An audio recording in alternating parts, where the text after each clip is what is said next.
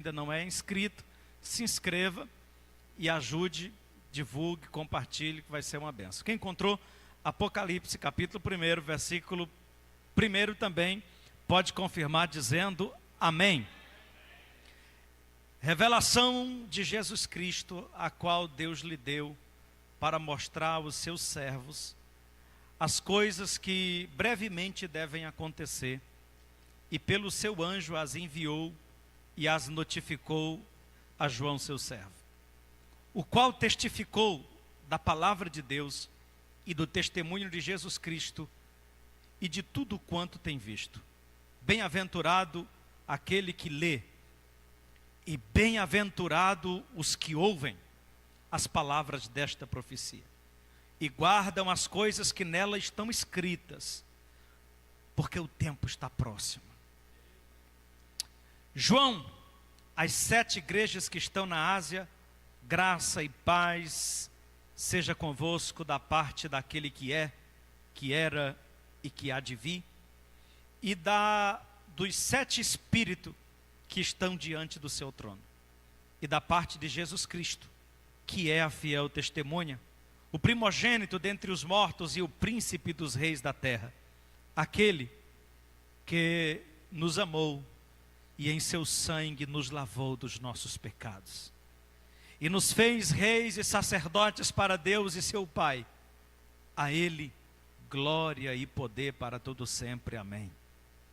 Eis que vem com as nuvens, e todo olho verá, até os mesmos que ultrapassaram, e todas as tribos da terra se lamentarão sobre ele. Sim, amém. Eu sou o Alfa e o Ômega, o princípio e o fim, diz o Senhor, que é, que era e que há de vir, o Todo-Poderoso. E a igreja diz amém. Meus irmãos, vamos mais uma vez nos dirigir a Deus em oração. Quantos desejam ser incluídos nessa oração? Vamos orar a Deus, pedir a graça de Deus sobre as nossas vidas, para que o Senhor ilumine o nosso entendimento e tenhamos nesta noite mais uma noite de ensino e aprendizado da palavra de Deus. Oremos. Maravilhoso, eterno e poderoso Deus, graças te dou pelo privilégio de voltarmos outra vez à tua santa casa. Nesta noite de quinta-feira, quero agradecer-te pelo privilégio que tenho de cultuar ao Senhor juntamente com os meus irmãos. Quero louvar ao Senhor também pelo privilégio que tenho de compartilhar algo da parte do Senhor com eles. Peço que o Senhor dê graça ao teu servo que vai falar, e também dê graça à tua igreja que vai ouvir. Que esta noite seja marcada nas nossas vidas como uma noite de bênção, que essa palavra alcance não somente os nossos ouvidos, mas também os nossos corações. Que ela produza temor, que ela produza santidade, que ela produza mudança, que ela produza desejo de servir ao Senhor de forma mais honesta e mais sincera. Pai, abençoa os irmãos que estão na live, que estão acompanhando virtualmente, os que estão no trabalho, acompanhando de casa. Pai, que a bênção do Senhor alcance os meus irmãos e eles também sejam abençoados em nome do Senhor. E a igreja diz amém. Queridos, tomem assento. Quero louvar a Deus pela vida de vocês. E quero com muita alegria nesta noite também receber alguns irmãos e algumas irmãs que nos dão a honra de estar conosco. Eu tenho a alegria de receber conosco hoje meu amigo, irmão, pastor Walter Cides. Ele é meu primo, serve a Deus ali na Assembleia de Deus Jardim Nova Sapopemba, em Maracanaú. Pastor Walter Cides, seja muito bem-vindo. E também tenho a alegria de receber o pastor Ageu. Ele também é meu primo e serve a Deus no mesmo ministério ali em São Paulo.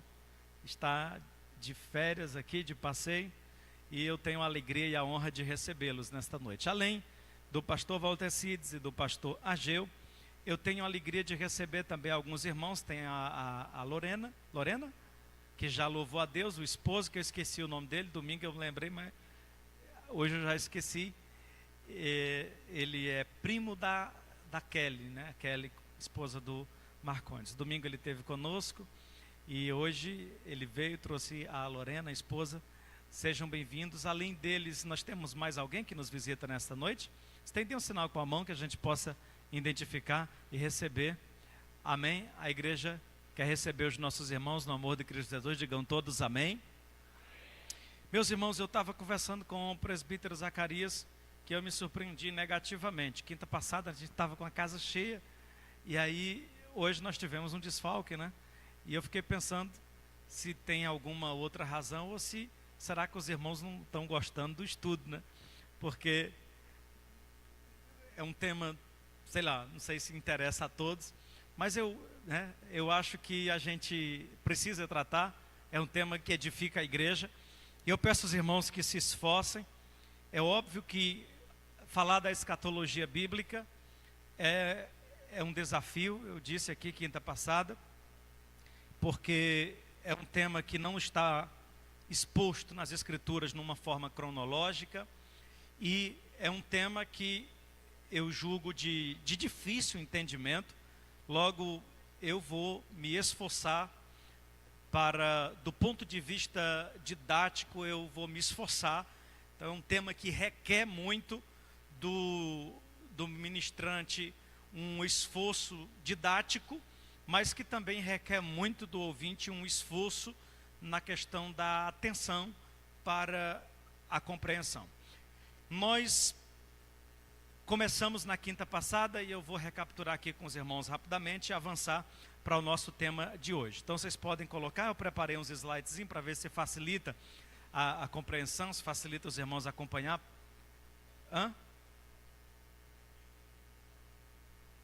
Não entendi. Não, o que eu te mandei hoje é de hoje. É de hoje. Pode voltar lá para o começo.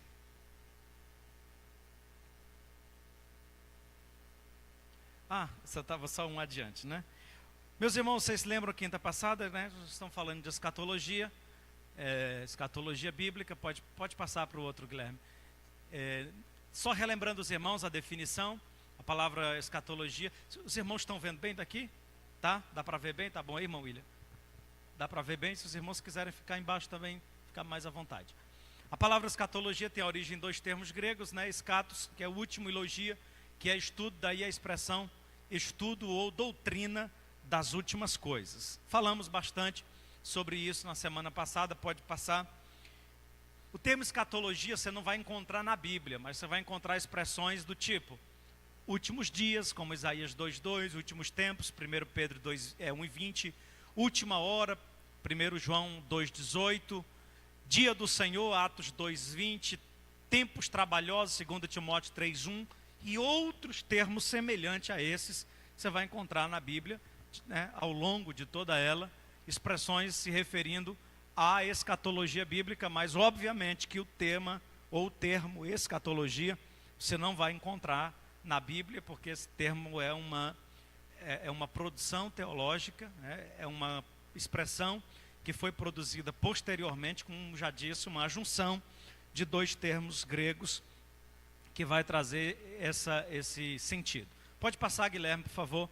E, meus irmãos, eu falei sobre isso, vou recapitular rapidamente sobre a importância da escatologia como doutrina bíblica. A escatologia, ela não é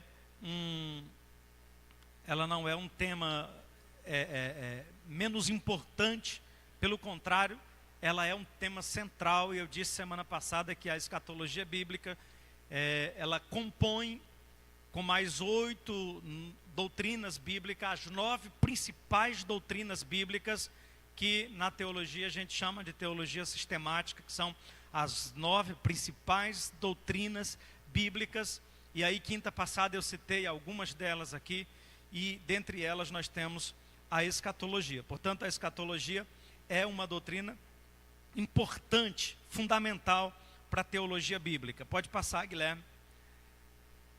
Quinta passada eu estou recapturando, porque tem alguns irmãos que não vieram. Quinta passada nós falamos sobre isso, e é importante relembrá-los que a escatologia, ela pode ser dividida em duas escatologias. Nós temos a escatologia individual e nós temos a escatologia cósmica ou coletiva, né?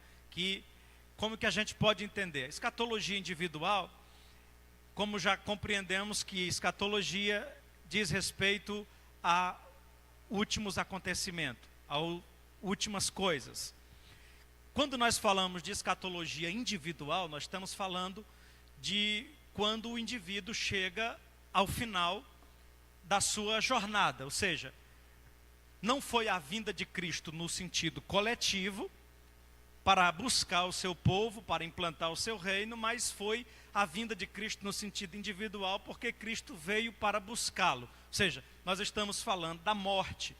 Quando é que a escatologia individual ocorre? Quando o sujeito chega ao final da sua existência. Então, ali nós temos uma escatologia individual. É parte da doutrina que se preocupa com o estado intermediário, período em que vai da morte à ressurreição final do ser humano. Foi exatamente esse tema que nós trabalhamos semana passada. Quem não veio, vai lá no canal, assiste a doutrina da semana passada, porque nós falamos sobre morte, estado intermediário e ressurreição.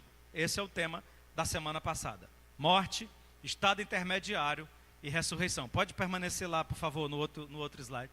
Hoje nós vamos iniciar falando sobre a escatologia coletiva ou escatologia cósmica. Ou seja, o termo ele é autoexplicativo por si só, já fica compreensível que essa coletiva ou essa cósmica, universal, abrangente, diz respeito à escatologia no sentido amplo da palavra. É parte da doutrina que se preocupa com os fatos que ocorrerão no final da história humana, da história da humanidade. Eu coloquei aí, meus irmãos, mas eu não vou comentar. Põe aí, Guilherme, rapidamente o próximo. Eu coloquei aí um gráfico que eu elaborei, que é um resumo, é uma síntese do destino dos mortos, do estado intermediário, mas eu não vou comentar, porque eu acho que eu ia demorar muito para comentar. Eu vou passar adiante e vamos direto para o assunto que eu quero tratar com vocês hoje. Eu quero, antes de entrar no ápice daquilo que eu quero conversar com os irmãos hoje, porque hoje o nosso objetivo é falar sobre a segunda vinda de Cristo, eu quero lembrar aos que já sabem e inteirar aqueles que não sabem, que a escatologia bíblica, lembro que semana passada eu falei de outras escatologias que não são bíblicas. Tem escatologia hinduísta, budista, tem escatologia islamista, tem escatologia judaica, né? E tem a escatologia cristã, bíblica, né?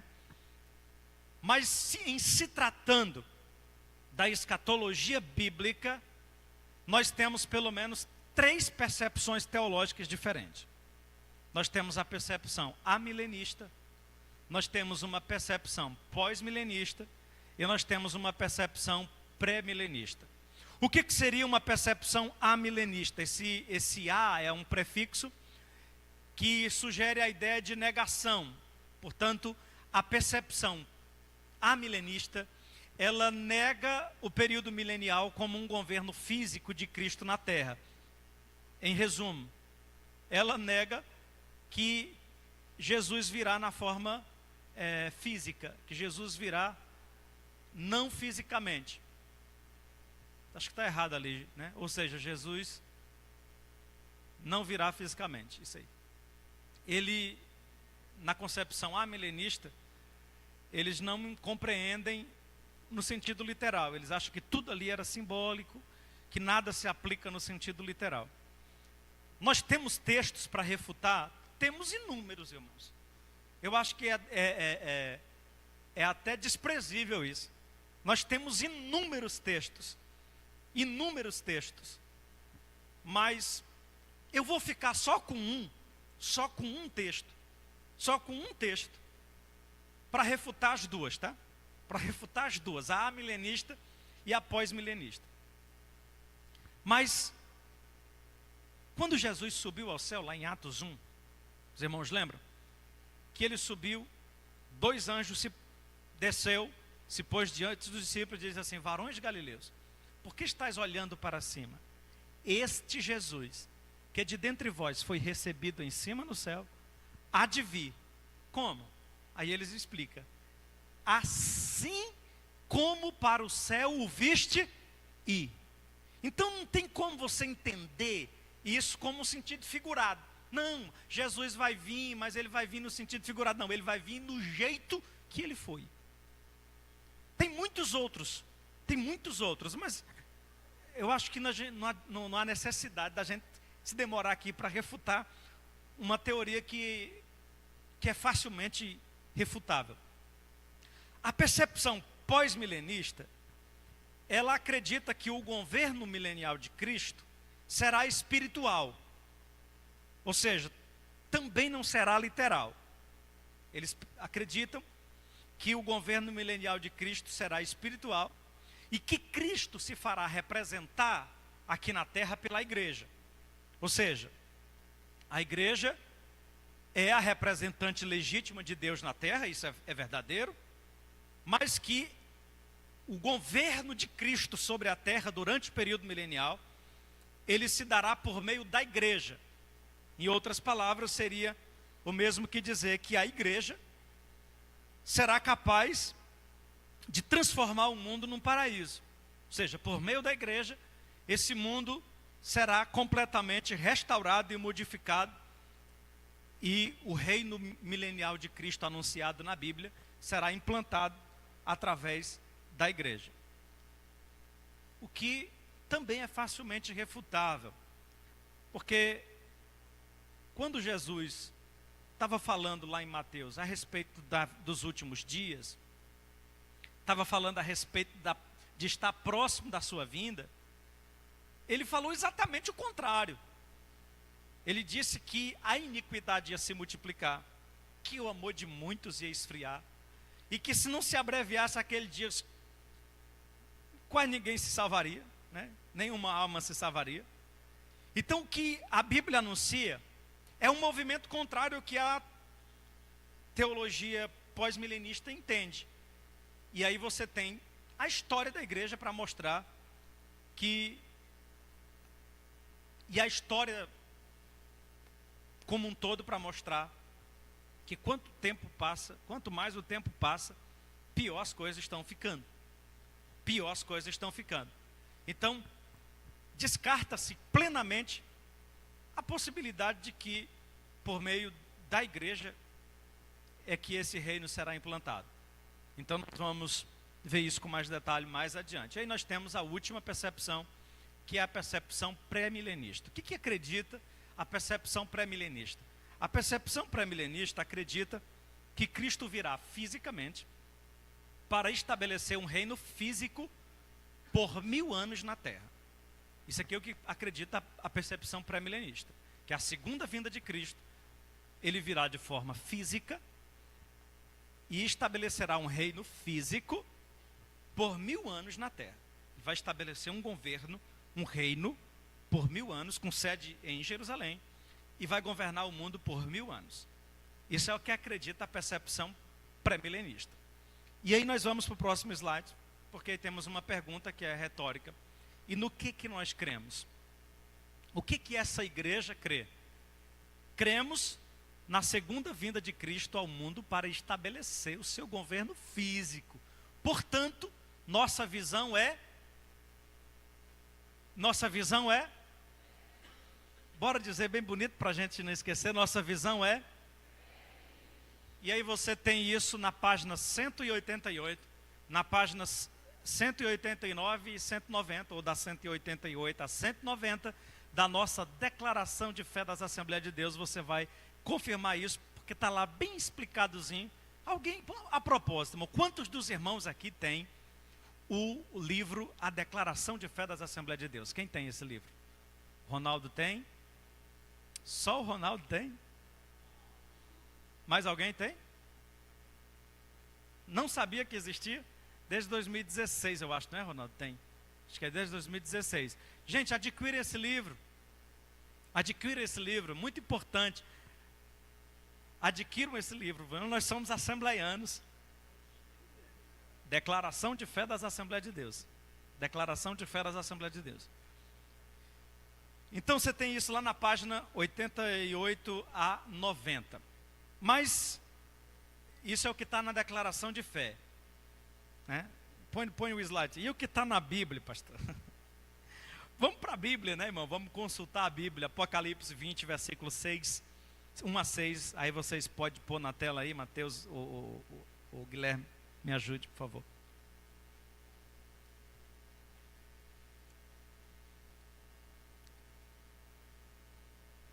Apocalipse capítulo 20, versículo 1, todos encontraram? Digam amém.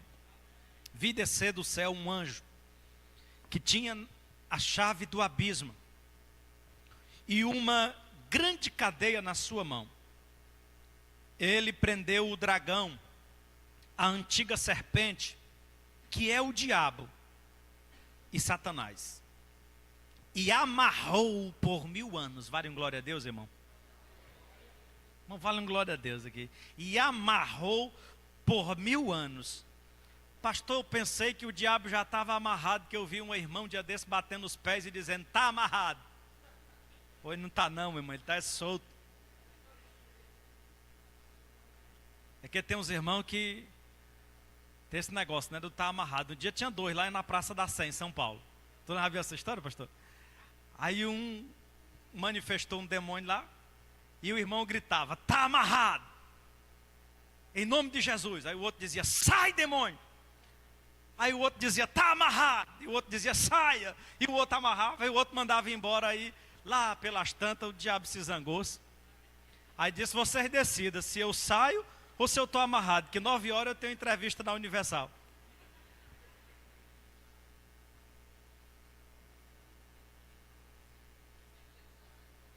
Brincadeiras à parte, irmão.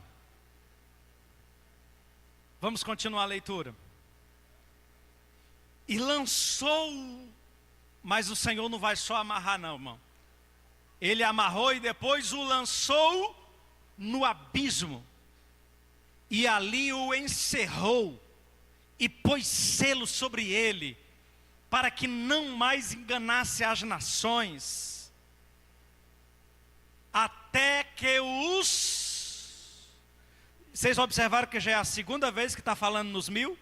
Volta de novo o versículo aí, volta para o versículo 1. Versículo 1. E vi descer um anjo do céu, que tinha a chave do abismo, e uma grande cadeia na mão, e prendeu o dragão, a antiga serpente, que é o diabo, Satanás, e amarrou por quanto tempo? Por quanto tempo? Versículo 3. E lançou no abismo, e ali o encerrou, e pôs sobre ele um selo, para que não mais enganasse as nações, até que os 1000 anos se acabassem. E depois importa que seja solto por um pouco de tempo. Essa parte aqui vai ficar para a gente pensar depois. Versículo 4. E vi tronos, e assentaram-se sobre eles, e foi-lhes dado o poder de julgar. E vi as almas daqueles que foram degolados pelo testemunho de Jesus e pela palavra de Deus, e que não adoraram a besta, nem a sua imagem, e não receberam um sinal em suas testas, nem em suas mãos, e viveram. Diga comigo, e viveram. E reinaram.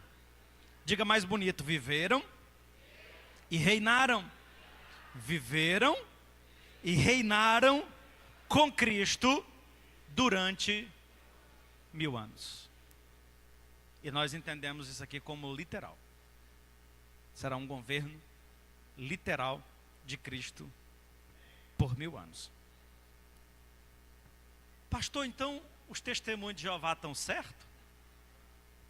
Que os testemunhos de Jeová acreditam que o reino de Deus vai ser estabelecido, vai ter um governo aqui e tal. Os testemunhos de Jeová estão certos?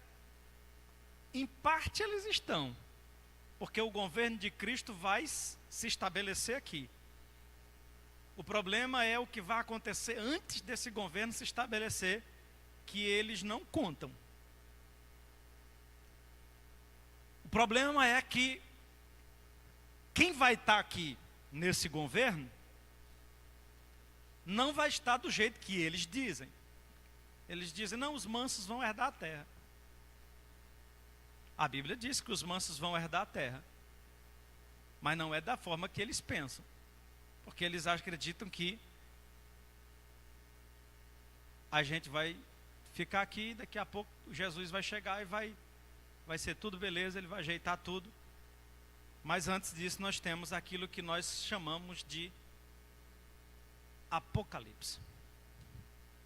Nós temos alguns acontecimentos que vão marcar.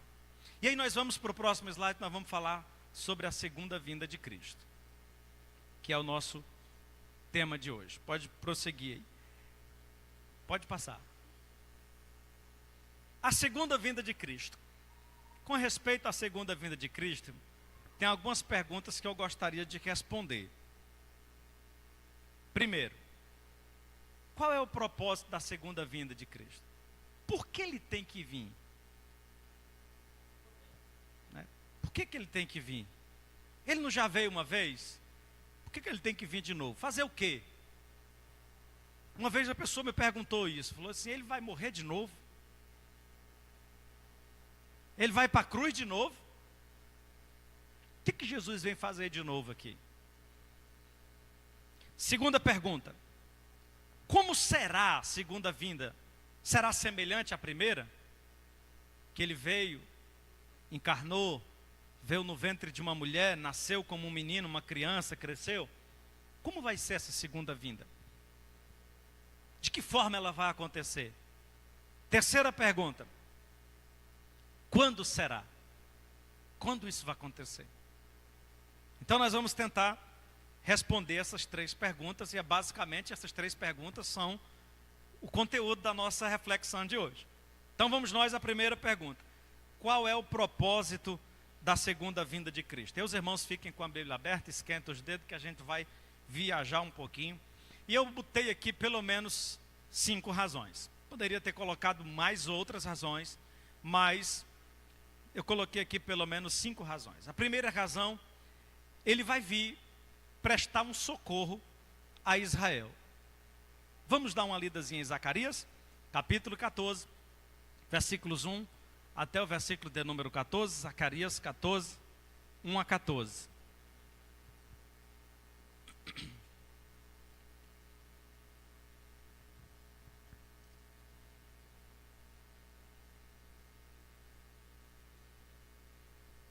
Eis que vem o dia do Senhor. Olha a expressão que eu falei lá no início. Dia do Senhor, últimos dias, né? Sempre vem expressões assim. Zacarias 14, verso 1. Eis que vem o dia do Senhor, em que teus despojos se repartirão no meio de ti. Os irmãos entendam que nós temos aqui o profeta Zacarias profetizando para Israel. Amém, irmãos? Profeta Zacarias profetizando para Israel. Porque eu ajuntarei, olha o que Deus está dizendo, eu ajuntarei todas as nações para pelejar contra Jerusalém. E a cidade será tomada, as casas serão saqueadas e as mulheres forçadas. Metade da cidade sairá para o cativeiro, mas o restante do povo será extirpado da cidade. Vamos pensar um pouquinho sobre isso daqui? Sobre a gravidade da profecia.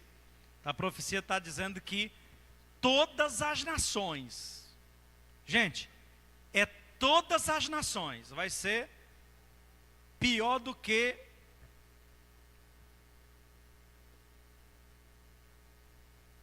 agora me fugiu o termo, o Holocausto. Vai ser pior do que o Holocausto. Vai ser um antissemitismo universal. Os irmãos já estão vendo alguma movimentação nesse sentido assim? Os irmãos conseguem perceber que a maioria das nações tem assim uma certa despeita com Israel. Então, isso vai convergir para esse ponto. Israel vai chegar um momento que ele vai se tornar a ovelha negra do mundo. E todas as nações da terra vão se voltar contra Israel. Aí olha o que diz o versículo 3. Aí o versículo 3 diz assim: E o Senhor sairá e pelejará contra estas nações, como pelejou no dia da batalha. Versículo 4. E naquele dia, eu me amarro nesse texto, irmão. E naquele dia estarão os seus pés sobre os montes das oliveiras, sobre o monte das oliveiras, que está de fronte de Jerusalém para o oriente. E o monte das oliveiras será fendido pelo meio, para o oriente e para o ocidente. Irmão, o monte vai se abrir e haverá um vale muito grande. Metade do monte se apartará para o norte e a outra metade dele para o sul. Versículo 5. E fugireis pelo vale dos meios dos montes, porque o vale dos montes chegará até Azel. E fugireis assim como fugiste no terremoto nos dias de Uzias, rei de Judá. Então virá o Senhor meu Deus, e todos os santos contigo, ó Senhor. E nós temos aqui uma informação que vocês vão precisar dela mais na frente, que Zacarias está nos dando, de que o Senhor virá para prestar um socorro a Israel. O Senhor virá para livrar Israel da sua agonia, da sua aflição, que será uma batalha que a Bíblia chama também de batalha do Amargedon. Será uma batalha, uma guerra mundial em que todas as nações do mundo estarão lutando única e exclusivamente contra Israel, um país pequeno que não vai ter como ele prevalecer. E aí o Senhor virá em socorro de Israel. Ele virá para pelejar em favor de Israel. E aí nós temos outros textos na Bíblia que falam dessa batalha, mas eu vou me deter aqui porque aí a gente não tem como ir buscar todos esses textos. Mas essa batalha, ela vai ser capitaneada, liderada pelo anticristo, pelo um homem político, que nós vamos falar dele mais na frente, e ele será a personificação de Satanás. A Bíblia diz que ele vai governar segundo a eficácia de Satanás. Esse homem, ele vai coagir o mundo contra Israel.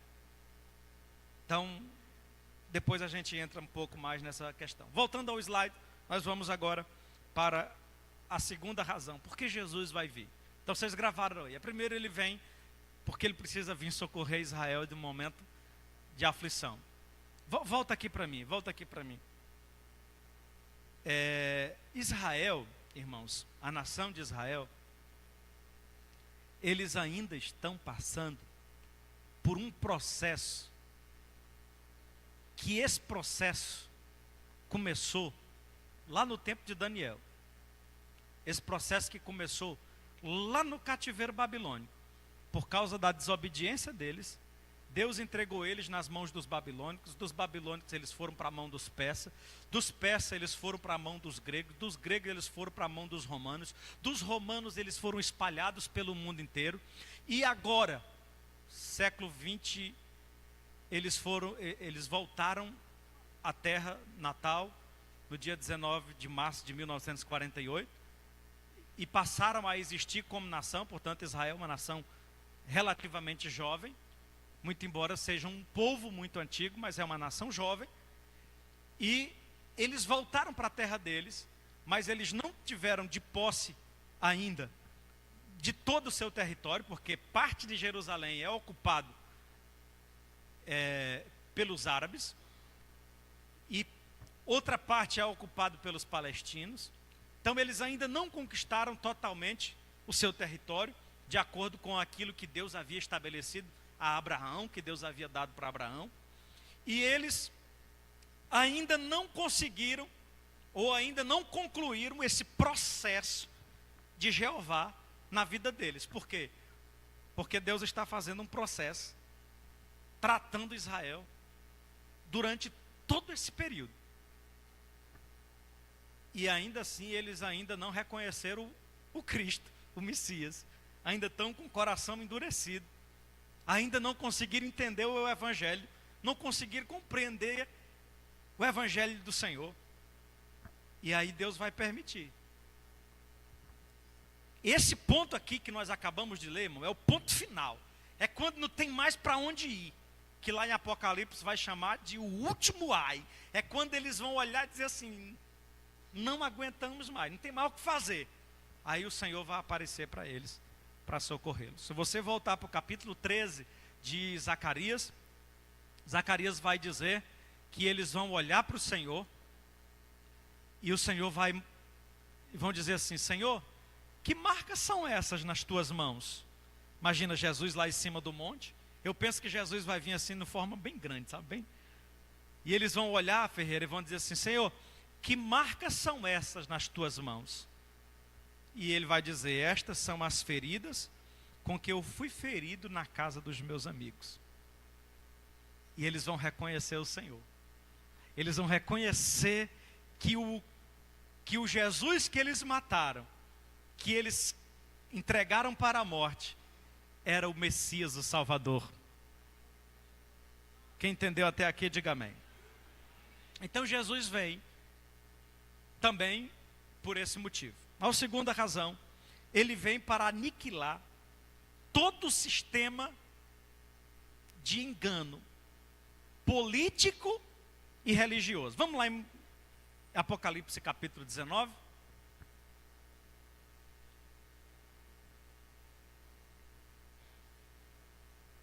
Apocalipse capítulo 19.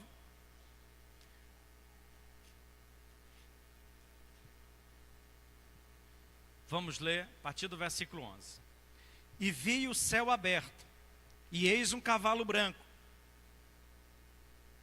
Irmãos, quando você estiver lendo Apocalipse, você vai ver que há 2 cavalos brancos, ou 2 cavaleiros. Você vai ver um, acho que lá no capítulo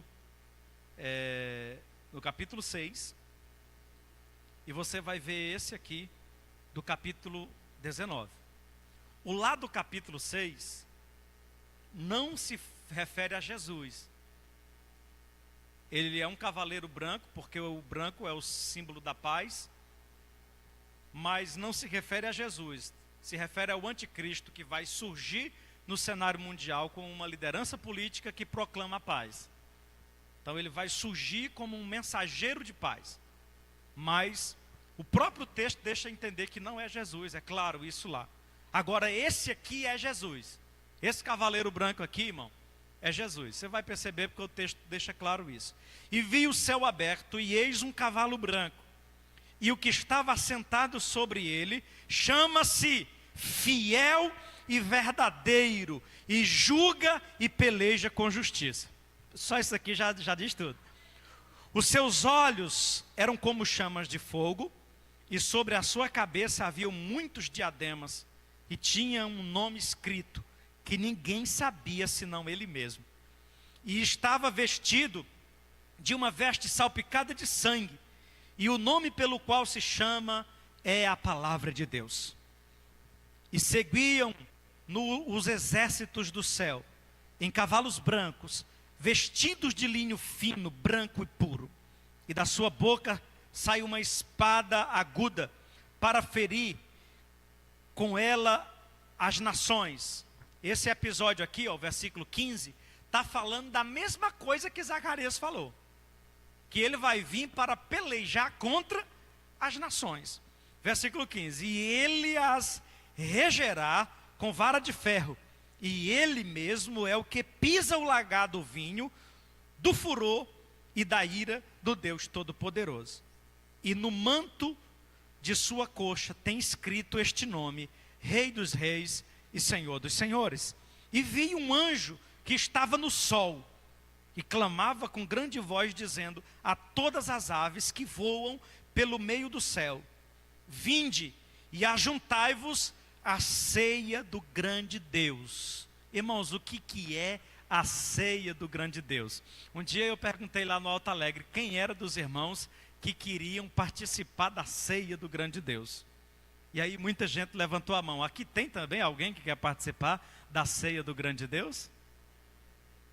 O irmão Zacarias disse que vai saber o que é primeiro. Irmãos, eu vi um anjo no sol, e o anjo clamava em alta voz, chamando as aves de todos os lugares, dizendo: vinde, se ajuntem para a ceia do grande Deus. Então você tem um anjo no sol, clamando e conclamando os urubus, né, os corvos de todos os lugares, para irem para o Oriente, porque lá vai ser a ceia do grande Deus. Sabe o que é que vai ser a ceia do grande Deus? Vai ser a maior carnificina da história da humanidade. Vai ser um rio de sangue, que a Bíblia diz que no lugar, no leito do rio onde corre água, vai correr sangue, e o volume do sangue que vai correr é tão grande que vai dar no freio de um animal. Os irmãos sabem que o freio de um animal é o nariz, portanto, o freio de um animal, irmão, essa altura aqui, vai ser o volume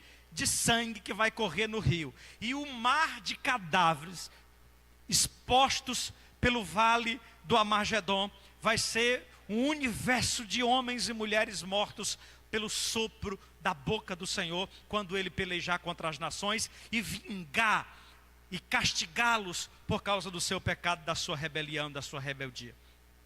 E o Senhor já está chamando essas aves para irem para o Oriente, para participar da ceia do grande Deus.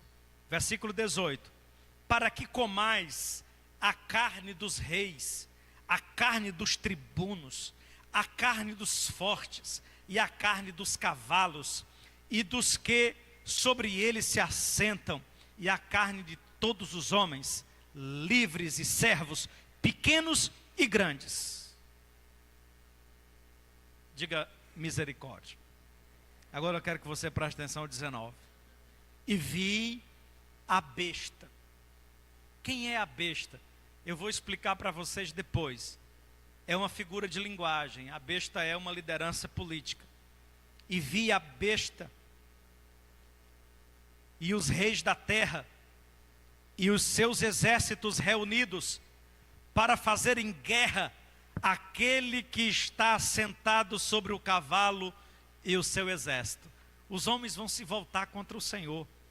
Quando Jesus descer, quando Ele vier, que Ele pisar sobre o Monte das Oliveiras, como disse o profeta Zacarias, eles vão apontar os mísseis para Ele, eles vão apontar as suas armas para Jesus, e vão declarar guerra contra Jesus. Quem é esse? E vão autorizar disparar os seus mísseis contra Jesus. Aí Jesus vai reagir. Aí olha o versículo 20.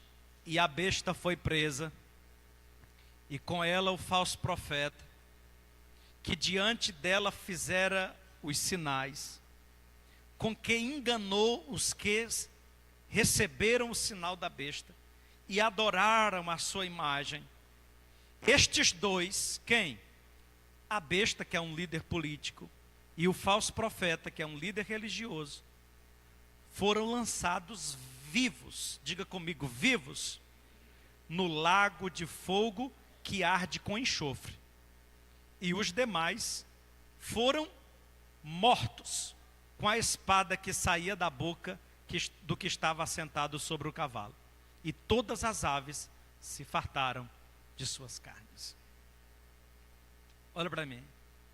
Quem foi primeiro vencido? A besta, uma liderança política, e o falso profeta, uma liderança religiosa. Volta o slide. Lá no segundo tópico nós colocamos o seguinte: ele vem aniquilar todo o sistema de engano político e religioso. Ou seja, até esse dia aqui, irmão, até esse dia, pode voltar para mim, até esse dia aqui, tantos políticos já puseram no palanque, prometendo o que não são capazes de fazer, enganando as pessoas. Desde a Grécia, da filosofia clássica até a filosofia contemporânea, passando pela filosofia moderna, grandes nomes da filosofia pensaram uma forma de fazer política, pensaram uma política justa, que tornasse o mundo melhor.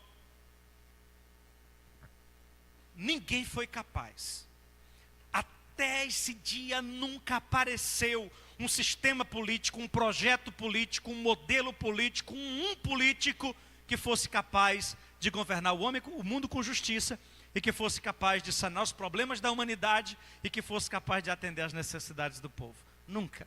Todos os modelos políticos, todos os líderes políticos, tudo que há e que houve e que haverá relacionado à política é permeado de corrupção, de maldade, de ganância. Jesus virá e ele vai vencer todos os políticos de uma vez. Irmão, ele vai pegar essas... Eu estou no ar, eu estou ao vivo, eu estou no púlpito da igreja, mas vai pegar essas crojas, tudinho, né? Ele vai pegar essas crojas, tudinho, e vai vencer, e vai destruir, para ele estabelecer o reino dele e dizer: vejam como é que se governa.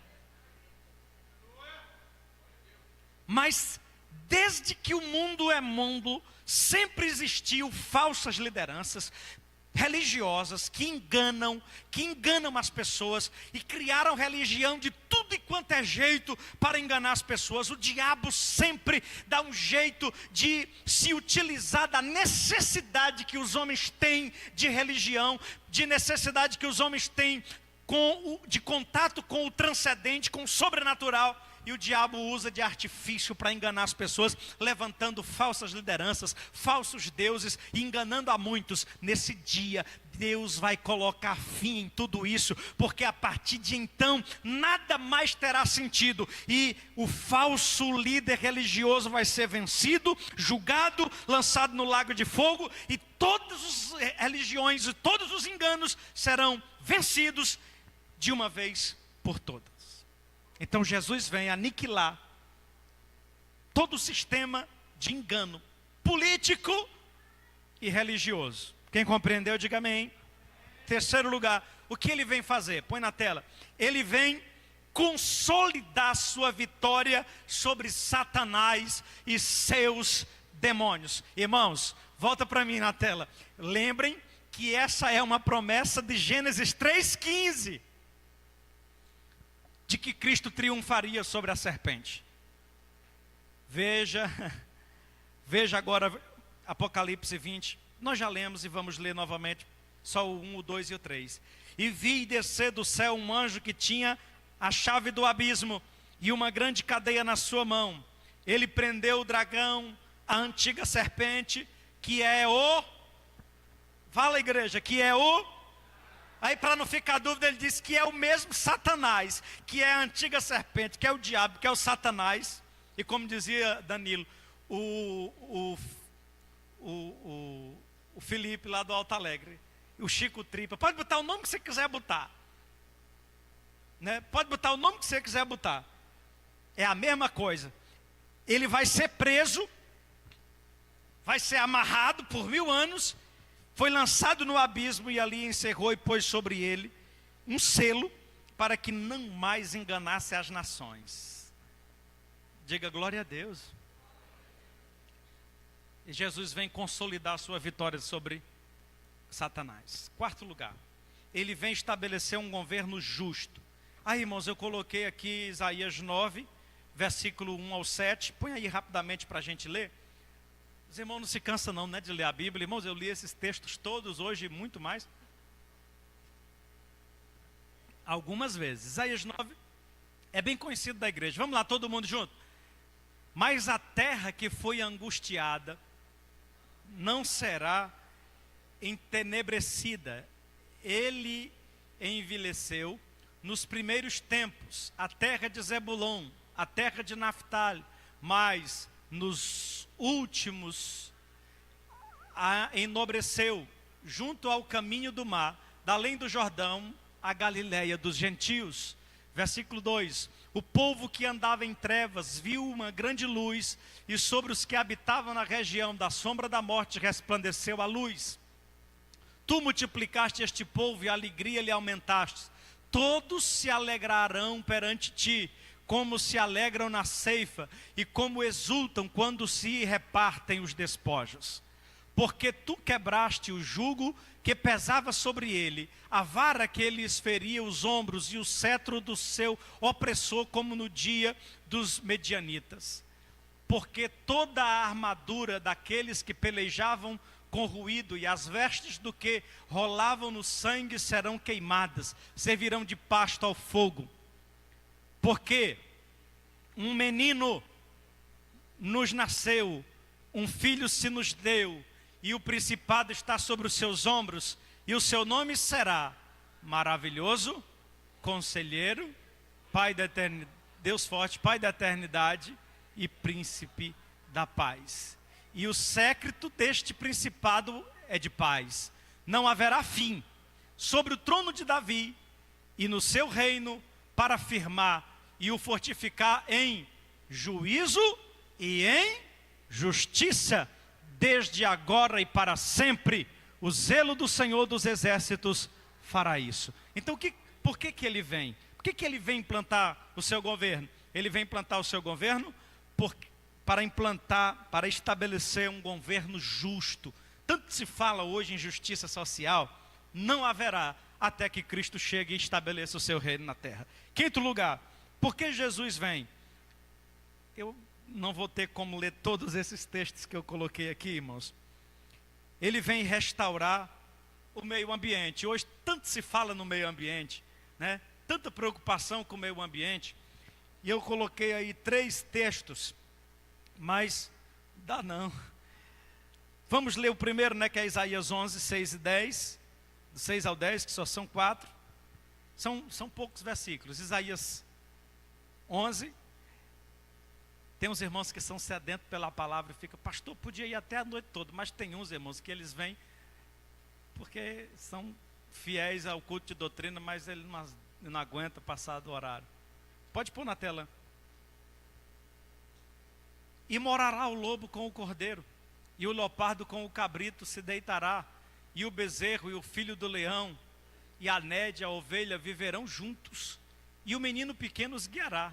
Versículo: a vaca e a ursa pastarão juntas, e os seus filhos juntos se deitarão, e o leão comerá palha como o boi, e brincará a criança de peito sobre a toca da serpente, né? E o já desmamado meterá a mão na cova. É a mesma coisa de serpente, tá, irmão? É a mesma coisa de serpente. Não se fará mal nem dano algum em todo o monte da minha santidade, para que a terra se encha do conhecimento do Senhor, como as águas cobrem o mar. Aí nós vamos para Isaías 65, 17 ao 25. E depois eu recito Romanos 8.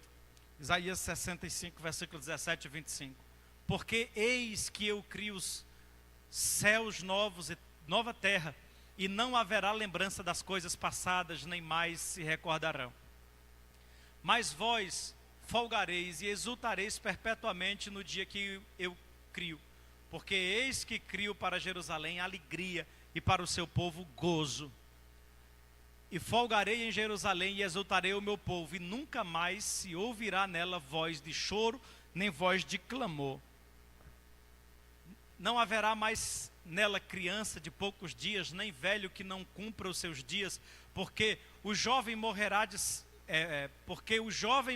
100 anos, mas o pecador de 100 anos será amaldiçoado. E edificarão casas, e as habitarão, e plantarão vinhas, e comerão o seu fruto. Não edificarão para os outros, para que os outros habitem, não plantarão para que os outros comam, porque os dias do meu povo serão como os dias da árvore, e os meus eleitos gozarão das obras das suas mãos até a velhice. Não trabalharão debalde, nem terão filhos para a perturbação, porque são a semente dos benditos do Senhor, e os seus descendentes com eles. E será que antes que clame eu responderei, então, estando eles ainda falando, eu os ouvirei. Tá bom até aqui. Meus irmãos, nós temos vários textos de Isaías. Isaías vai dizer que o Senhor vai restaurar a natureza de tal forma que o deserto vai celebrar e vibrar de alegria na presença do seu rei. Paulo, sobre isso, escrevendo aos Romanos, no capítulo 8, versículo 18 até o 23, ele fala que a natureza aguarda, como que com dores de parto, o momento em que ela seja também restaurada. Portanto, o plano da restauração de Deus, ele contempla também a natureza. E o governo de Cristo será esse tempo em que a natureza será restaurada e tudo voltará ao estado original como era lá antes do pecado. Quem entendeu até aqui, diga amém. Nós vamos terminar rapidamente, pode pôr o próximo slide, já são 8h59, irmão. Pode pôr o próximo. Como será a segunda vinda? Como será? Eu coloquei aqui pelo menos 5 pontos, eu não vou ler referência, porque eu coloquei já os textozinhos tudo separado. Venham para cá vocês, para a gente terminar pelo menos fazendo fundozinho musical aqui. Como será a segunda vinda de Cristo? Em primeiro lugar, diga comigo, ela será pessoal. Estão cansados, viu, irmão, vocês? Digam, ela será pessoal. Veja o que o apóstolo Paulo diz em Tessalonicenses 4,16, que foi o texto da semana passada. Diz que o mesmo Senhor descerá do céu. Diga comigo, é o mesmo Senhor. É Ele mesmo, não vai mandar ninguém, é Ele mesmo. Ele disse, eu vou lá resolver tudo, eu vou botar ordem nessa bagunça. Eu vou botar ordem na casa. É Ele mesmo, irmão Luciano. O mesmo Senhor. Pessoalmente, Ele vai vir. Amém, irmãos? Segundo, será física. Ele vem de forma física. Atos 1:11. Eu já citei esse texto aqui. Os anjos dizem aos discípulos, esse mesmo Jesus, que de dentre vós foi recebido em cima no céu, há de vir, assim como para o céu o viste, e como foi que ele foi para o céu? Foi num corpo que eles podiam tocar, né? Um corpo glorificado, mas que se manifestava de forma física. Terceiro lugar, será de forma visível. Lucas 21:27, Jesus diz assim, então verão vir o Filho do Homem, vindo sobre as nuvens do céu. Todo mundo vai ver. O texto que nós lemos, de Apocalipse 1:7 diz, e eis que vem com as nuvens, e todo olho o verá. Ele vai vir de forma visível. Antes isso era difícil para a gente compreender, hoje não é mais, irmão. Porque hoje nós temos a internet, a televisão, e a gente tem as informações em tempo real de tudo que está acontecendo. De tudo que está acontecendo. Agora os irmãos imaginam comigo. Fique de pé para a gente terminar pensando. Eu quero que os irmãos imaginem comigo. Vocês lembram daquela profecia lá do profeta Zacarias, né? Ele vai vir sobre o monte. Então os irmãos imaginam um grande exército posicionado em volta de Jerusalém. Todo mundo cercando Jerusalém. Repórter de tudo enquanto é lugar do mundo filmando. Todo mundo filmando e dizendo, pronto, hoje é o final, hoje vão acabar com Israel. Hoje acaba. Acabar com Israel. Aí de repente aparece uma nuvem no céu. Eu não sei o que é que essa nuvem vai ter de diferente.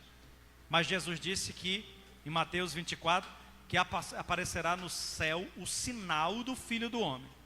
Então verão o Filho do Homem vindo sobre as nuvens do céu. Vai ter um sinal. Qual é esse sinal?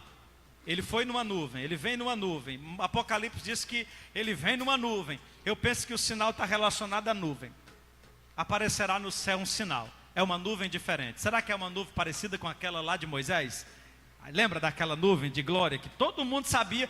Passava meio mundo de nuvem lá no deserto. No dia que a nuvem do Senhor aparecia, todo mundo se jogava no chão, estremecia, ficava todo mundo apavorado, porque a nuvem do Senhor era diferente. E eles chamavam ela de nuvem de glória. Aleluia. Então vai aparecer no céu um sinal. E aí, irmão Adessa, Jesus vem descendo de lá. E Jesus vem descendo. E aí todo mundo estava preparado para soltar mísseis contra Israel. Agora todo mundo foca para cima e coloca as suas câmeras, os repórteres, todo mundo filmando, o mundo inteiro olhando isso. O que é aquilo? Que negócio é esse?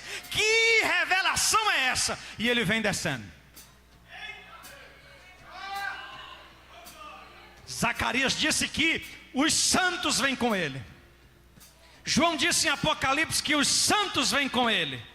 E tantos textos na Bíblia diz, e os santos vêm com ele, os anjos, com alarido, com voz de arcanjo, com trombeta de Deus. Meus irmãos, vai ser algo glorioso, e todo mundo filmando e todo mundo olhando. Aí ele vai descer até os pés dele, encostar no monte. Zacarias disse que quando ele pisar no monte, o monte se abre.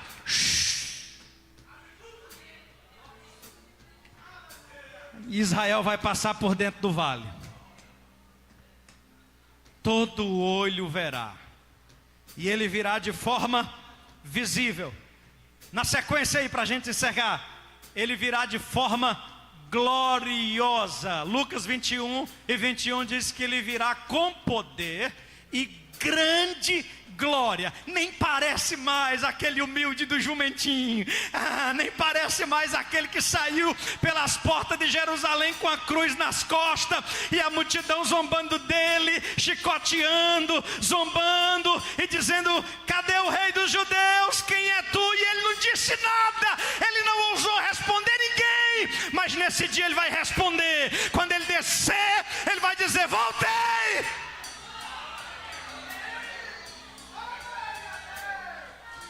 Eu me lembro de 2014, do dia do 7-1 da Copa aqui. Lembra do 7-1? Foi aquela vergonha, e o Neymar não estava jogando quando foi na Copa de 2018. Ele entrou no primeiro dia que fez um gol. Ele olhou para a câmera e disse: voltei, estou aqui, se exaltando, Neymar, porque voltou, perdeu a Copa. Agora Jesus vai voltar e vai olhar para a multidão e vai dizer: sou eu mesmo, eu voltei, estou aqui. Dê um toque na pessoa que está perto de você e diga assim: ele vai voltar. Ele vai voltar. E o texto diz que ele virá com poder e grande glória. Para encerrar, Mateus 24:30. Mateus 24:30 diz assim: e todas as tribos da terra se lamentarão na presença dele. As pessoas vão ficar desesperadas, se lamentando. Eles vão querer sumir, mas não tem para onde ir. Diga comigo em alto e bom som: ele vem. Eu disse para vocês, pode vir para cá, minha filha, pode vir para cá, vocês podem.